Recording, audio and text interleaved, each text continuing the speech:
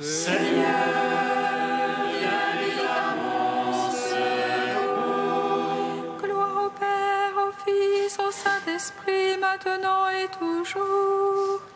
Dans les siècles des siècles. Amen.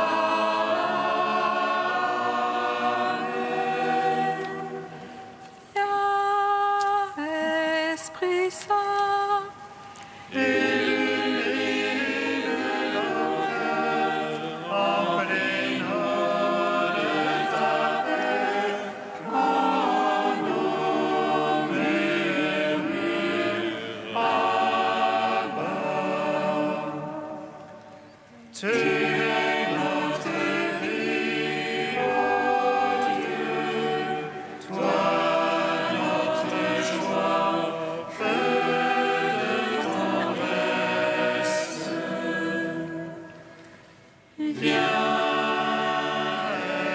Esprit Saint, illumine nos cœurs, emplis-nous de ta paix, en nom murmure,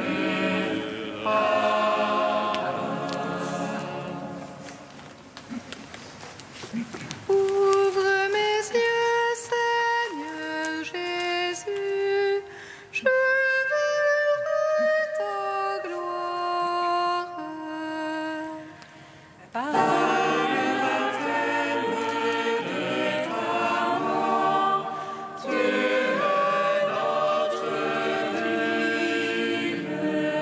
c'est Jésus le Messie qui met la bouche sur mes yeux, c'est lui qui m'appelle. Tu viens de dire au fond de nous, crois au Fils de l'homme. Et qui est-il pour que je croie? C'est lui qui te parle. De mes yeux, je te vois, et prosterné devant toi, mon Dieu, je t'adore. Vers la fontaine de ta croix, Seigneur, je m'avance. Là tu éprouves notre nuit, et dans la lumière, là mon cœur aveuglé s'ouvre à ton mystère, là il ressuscite.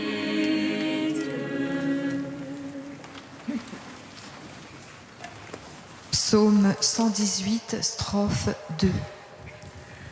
Béni sois-tu, Seigneur mon Dieu, pour ta parole j'ai mis ma joie.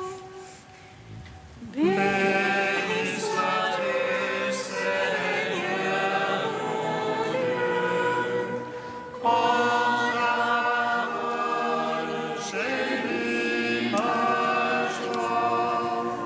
Comment jeune et gardé pur son chemin, en observant ta parole. De tout mon cœur, c'est toi que j'ai cherché.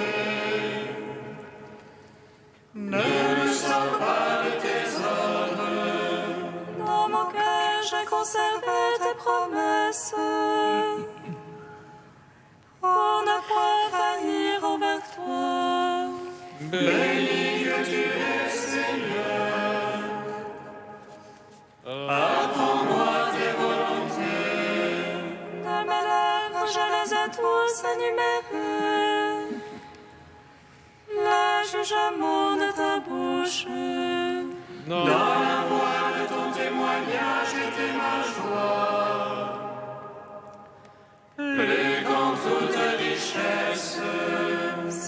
tes préceptes je veux méditer et regarder à tes chemins. Je trouve dans tes volontés mes délices. Je n'oublie pas ta parole. Gloire au Père, au Fils, au Saint-Esprit. Ô les siècles des siècles, Amen. Béni sois-tu, Seigneur mon Dieu. En ta parole, j'ai mis ma joie. Psaume 60. Seigneur, tu as sauvé mon âme de la mort. Je marche en ta présence sur la terre des vivants. Seigneur, tu as sauvé mon âme de la mort. Je marche en ta présence sur la terre des vivants. Écoute, oh Dieu, mes cris. Sois attentif à ma prière. Du haut de la terre, je t'appelle. Le cœur me manque. Mon rocher trop haut pour moi. Veuille me conduire. Car tu es pour moi un abri, un bastion devant l'ennemi. À jamais je loge sous ta tente et m'abrite au couvert de tes ailes. Car toi, Dieu, tu écoutes mes vœux. Tu m'accordes le domaine de ceux qui craignent ton nom. Au jour du roi, ajoute les jours. Ces années, génération sur génération. Qu'il donne à jamais devant la face de Dieu. Un signe amour et vérité pour le garder. Alors je jouerai sans fin pour ton nom, accomplissant mes vœux jour après jour. Gloire au Père, au Fils, au Saint-Esprit. Ô les siècles, Amen.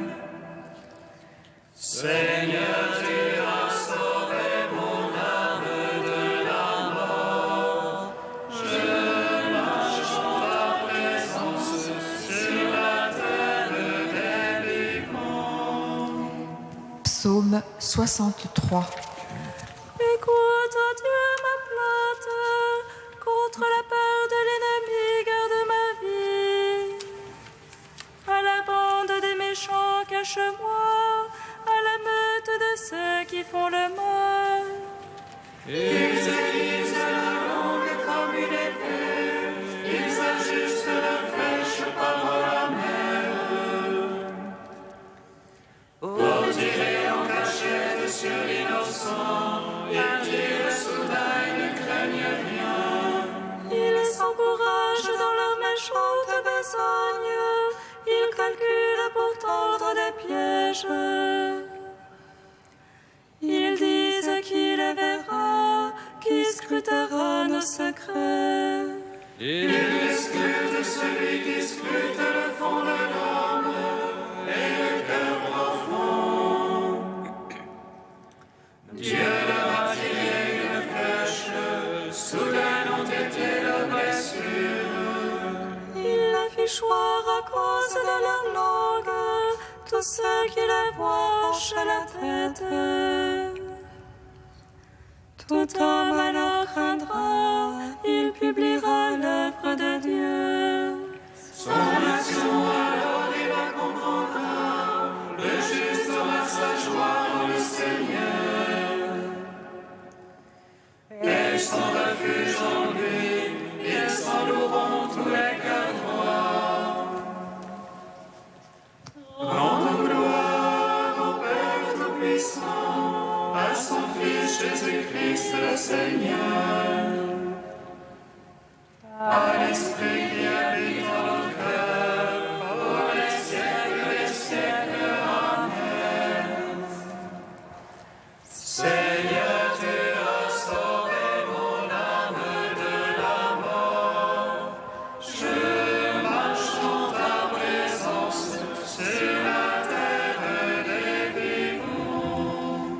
Cantique d'Azarias, page 321. Béni sois-tu, Seigneur, Dieu de nos pères. Loué soit ton nom éternellement. Car tu es juste en toutes tes voies et vérité en toutes tes œuvres. De toi nous nous sommes détournés, oui, nous avons beaucoup péché. Les commandements de ta loi, nous ne les avons pas écoutés. La honte et l'opprobre sont sur nous, mais pour l'amour de ton nom. Ne nous abandonne pas pour toujours, ne répudie pas ton alliance. Ne nous retire pas ta faveur, pour l'amour d'un homme ton ami. D'Isaac dont tu as fait ton serviteur, et d'Israël ton élu. Tu as promis de rendre leur race semblable aux étoiles dans le ciel, aussi nombreuses que le sable sur le rivage de la mer. Me voici plus petit que toutes les nations, humilié par toute la terre. Il n'y a plus de chef ni de prophète, d'holocauste qui nous fasse trouver grâce. Reçois maintenant nos cœurs brisés, nos esprits humiliés. Tel est aujourd'hui notre sacrifice, qu'il soit digne de te plaire. De tout cœur nous te suivons, traite-nous selon ton grand amour. Délivre-nous selon tes œuvres merveilleuses, fais qu'à ton nom gloire soit rendue. Rendons gloire au Père Tout-Puissant, à son Fils Jésus-Christ le Seigneur, à l'Esprit qui habite dans nos cœurs, pour les siècles des siècles. Amen.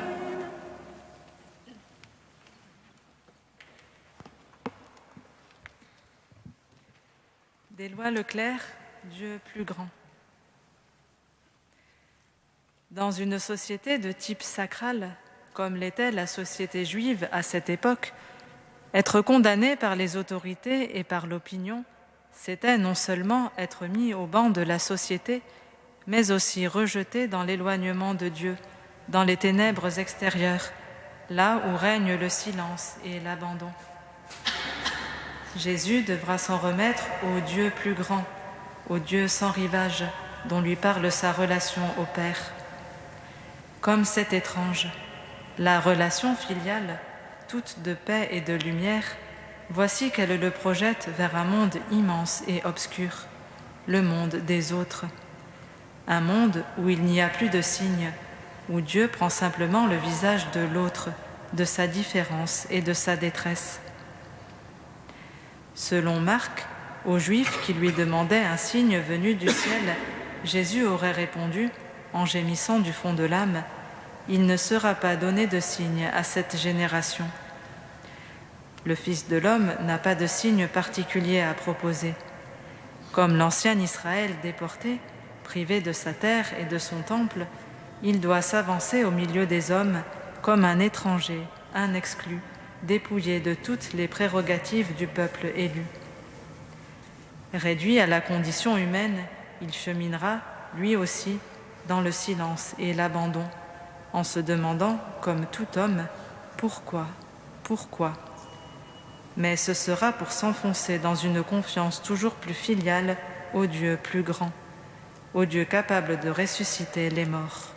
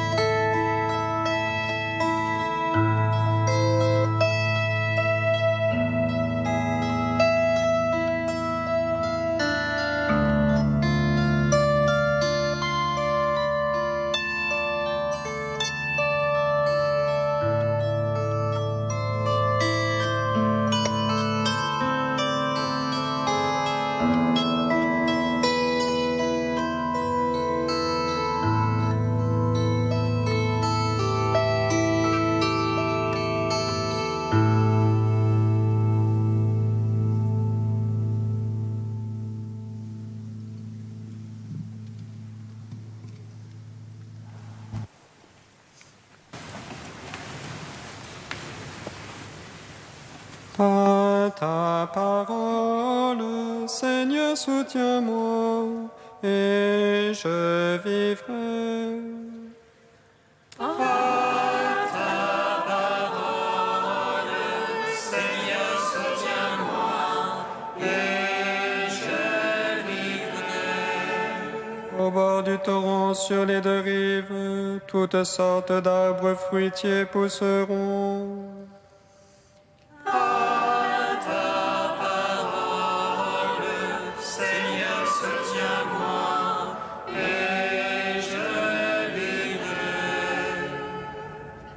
Lecture du livre du prophète Ézéchiel. En ces jours-là, au cours d'une vision reçue du Seigneur, l'homme me fit revenir à l'entrée de la maison.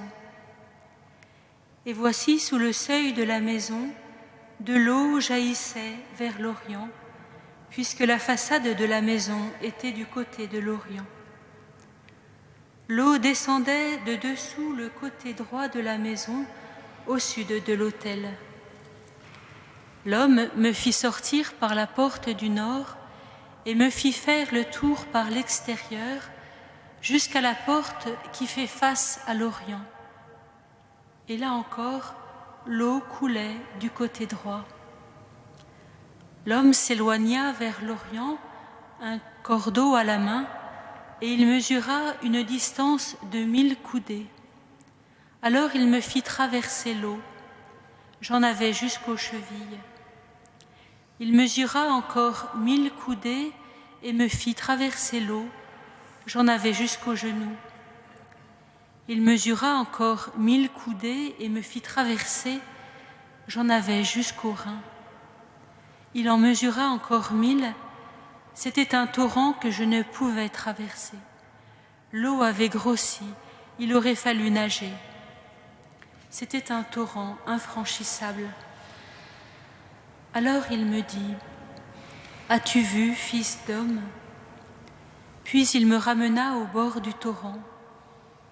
Quand il m'eut ramené, voici qu'il y avait au bord du torrent, de chaque côté, des arbres en grand nombre.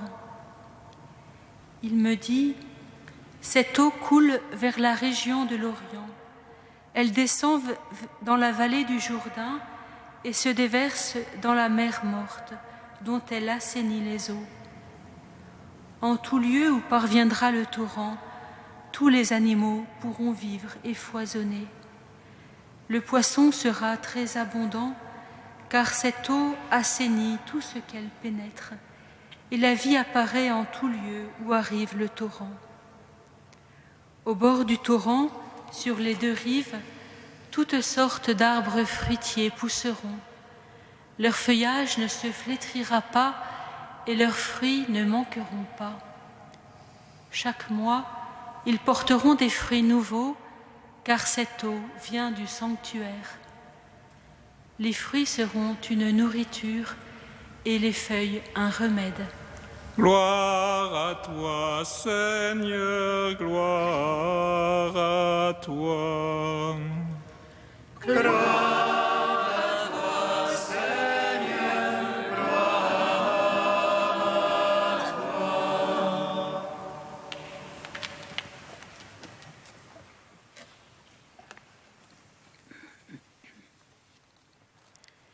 C'est de l'eau qu'il a vu sortir du temple. Ézéchiel est prophète, prophète de l'exil. En terre de Babylone, où il a été déporté avec le peuple, Ézéchiel est emporté en vision sur la terre d'Israël, où lui est montrée la ville de Jérusalem restaurée et son temple. Durant de longs chapitres, Ézéchiel décrit ce nouveau temple dans toutes ses dimensions. Il en décrit le culte, ses officiants, ses sacrifices et ses fêtes. Cette vision du fleuve qui sort du temple en est une des dernières descriptions. Mais Ézéchiel est aussi prêtre. Habitué au culte, consacré à son service, il en connaît tous les détails, tout attentif qu'il est à la pureté rituelle, à la perfection de son déroulement. Privé de ce culte par l'exil à Babylone, il voit ce culte rétabli, les holocaustes, les sacrifices de boucs, de béliers, d'agneaux et de taureaux. Et c'est du sang qu'il devrait voir couler de l'autel. Cette image ne nous plaît pas, cependant il faut nous imaginer que lorsque, pour les grandes fêtes, des dizaines de bêtes étaient sacrifiées, c'est du sang qui coulait de l'autel. Et ce n'est pas du sang qu'il voit couler de l'autel, mais de l'eau en abondance, qui sort du temple et devient un fleuve de plus en plus large et profond, jusqu'à devenir infranchissable et qui irrigue la terre et l'assainit et la féconde. Il y a là pour le prophète un signe extraordinaire, l'annonce d'un culte nouveau, ne s'appuyant plus sur les sacrifices sanglants. Prêtre, Ézéchiel attendait ardemment cela, la reconstruction d'un temple, afin que puissent reprendre les sacrifices, seuls capables, selon la foi d'Israël, de restaurer la pureté du peuple et sa relation avec Dieu. Prophète, il annonce ainsi un nouveau culte, la fin du culte ancien et la naissance d'un culte nouveau. C'est de l'eau qui un jour lavera le peuple de ses péchés. C'est de l'eau qui un jour le purifiera, lui rendra la vie. C'est de l'eau qui un jour le rétablira dans sa relation vivifiante avec Dieu. Jésus, en donnant sa vie sur la croix, a accompli ce nouveau culte. En donnant son sang pour le péché, une fois pour toutes, il a rendu caduc l'ancien culte et inutile les sacrifices sanglants. Désormais, seul le baptême peut sauver le cœur de l'homme, le libérer du mal et lui donner de vivre une vie nouvelle. Le chrétien est baptisé dans la mort du Christ. Il est plongé avec lui dans les eaux qu'annonçait le fleuve d'eau de la vision d'Ézéchiel. Et c'est par ce bain qu'il est lavé de son péché, purifié de toute mort, régénéré, guéri, rassemblé.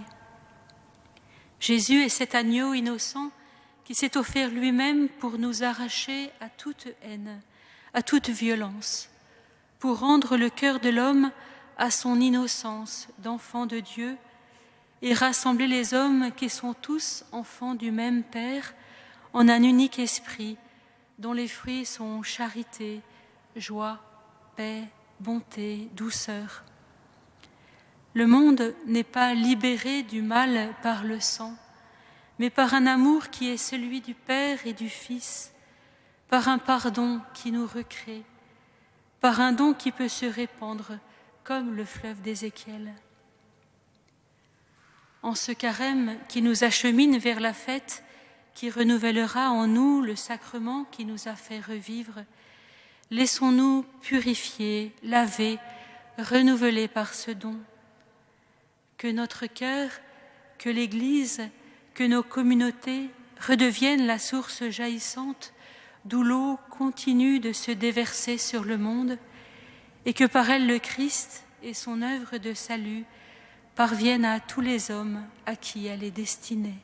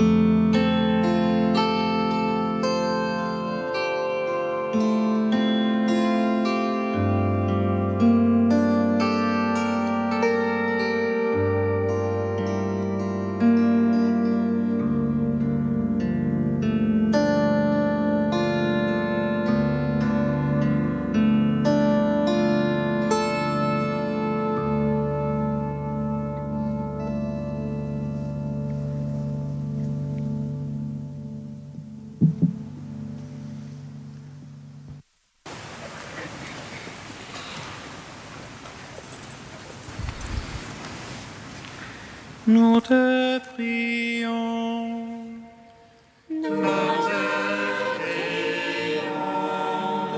Seigneur, pour que beaucoup de nos frères et sœurs puissent retrouver la santé de l'âme et du corps dans les eaux du salut que tu nous offres. Nous te prions, Seigneur, pour ceux à qui tu as confié le ministère de la parole et des sacrements, afin que leur travail durant ces carêmes porte un fruit abondant.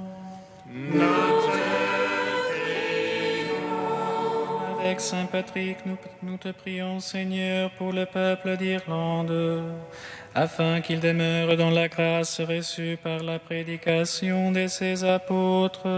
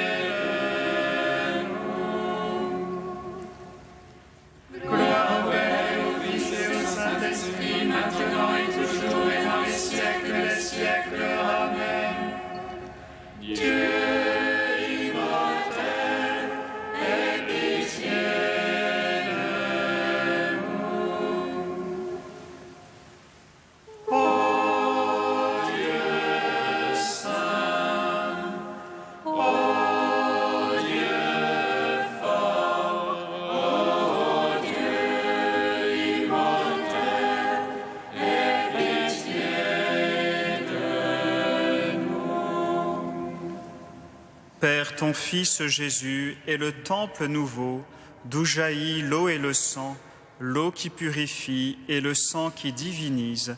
Nous te rendons grâce. Notre Père qui es aux cieux, que ton nom soit sanctifié, que ton règne vienne, que ta volonté soit faite sur la terre comme au ciel. Donne-nous aujourd'hui notre pain de ce jour. Pardonne-nous nos offenses, comme nous pardonnons aussi à ceux qui nous ont offensés. Et ne nous soumets pas à la tentation, mais délivre-nous du mal. Car c'est à toi qu'appartiennent le règne, la puissance et la gloire, pour les siècles des siècles. Amen.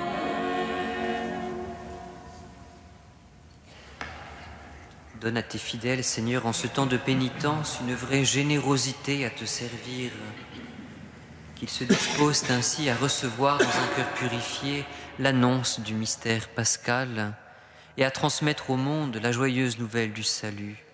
Par Jésus-Christ, ton Fils unique, notre Seigneur et notre Dieu, qui vit et règne avec toi dans la communion de l'Esprit Saint, maintenant et pour les siècles des siècles. Amen. Bénissons le Seigneur.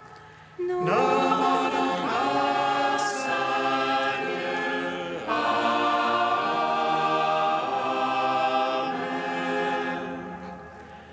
L'ange annonça à Marie qu'elle serait la mère du Sauveur. Et elle conçut de l'Esprit Saint,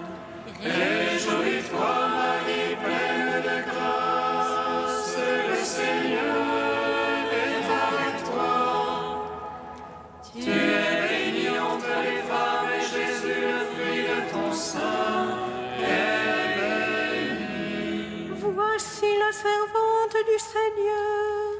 Qu'il me soit fait selon ta parole. Réjouis-toi, Marie, pleine de grâce, le Seigneur est avec toi. Tu es bénie entre les femmes, et Jésus, le fruit de ton sein, est béni. Et le Verbe s'est fait chair, Et a demeuré parmi nous. Réjouis-toi, Marie, pleine de grâce, le Seigneur est avec toi. Tu es bénie entre les femmes, et Jésus, le fruit de ton sein, est béni. prie pour nous, Sainte Mère de Dieu.